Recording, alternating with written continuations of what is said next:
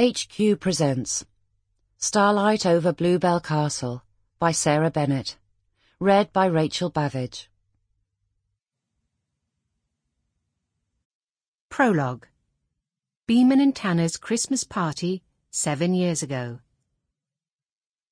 Jessica Ridley tilted back her head to watch the illuminated number above the door of the lift as it scrolled past floor after floor on its way to the penthouse level of the luxury hotel overlooking the London Embankment. Beeman and Tanner, the events and PR firm she'd been working for since graduating that May, had hired the entertainment space for their staff Christmas party.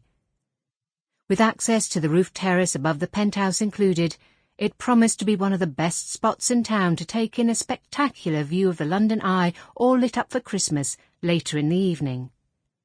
If she could still see at that point. She pressed a fingertip to the corner of her eye, barely resisting the urge to rub, and cursed her decision to wear the contact lenses she'd been talked into trying by her mother. The lift dinged to announce her arrival, and the discomfort of her new lenses was soon forgotten as a hostess in a stunning black dress stepped forward to greet her with a smile. In short order, her name had been checked off on the hostess's list, and Jess had been steered towards the ladies' cloakroom to divest herself of her coat and boots. Hanging up the little backpack she'd used to carry her silver evening bag and black heels, Jess swapped the cosy boots for the strappy, sophisticated shoes and muttered a small prayer of thanks for the gel inserts her mum had reminded her to buy. When her school friends had been cramming their toes into the latest fashionable footwear, Jess had been clumping around in the Clark's wide-fit brogues Mum had insisted upon. She might be blessedly free of corns, hammer-toes, and other unsightly horrors she'd been warned cheap shoes would cause, but all that growing room meant her size 7 adult feet were not the right shape for most high heels within her limited price range. It took a couple of halting steps before she found her balance on the thick pile carpet. A couple of lengths of the wide area between the cubicles and the sinks later, she was feeling more confident of her footing. Her blasted eye started itching again, sending Jess scurrying over to the sinks to check her makeup in the brightly lit mirrors. Satin-lined wicker baskets rested in the spaces between each white porcelain bowl, stuffed with every imaginable emergency supply a woman could need, from tampons to deodorant and perfume. She even spotted a little sewing kit tucked into one corner.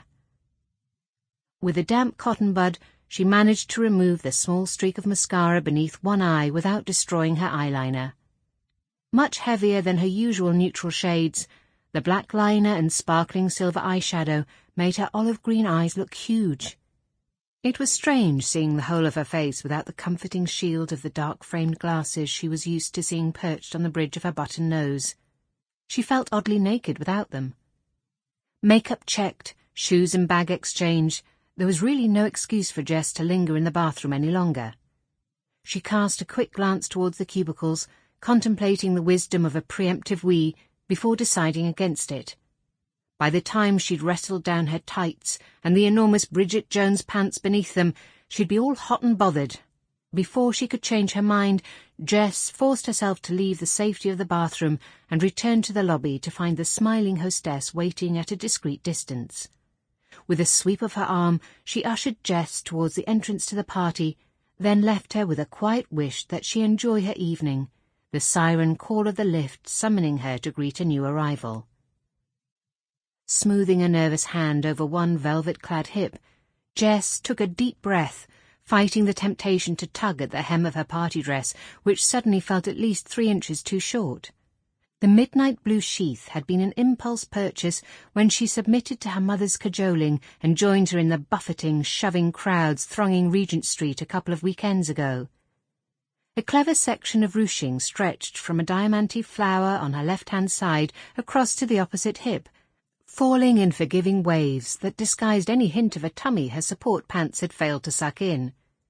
The wide shoulder straps provided perfect cover for her bra, the front scooped low enough to show off her décolletage without flashing more than she was willing to share with anyone other than a lover. Not that she had many of those lined up. Though she'd had her fair share of boyfriends at university, none had developed into anything long-term. Only one man had Sample complete. Ready to continue?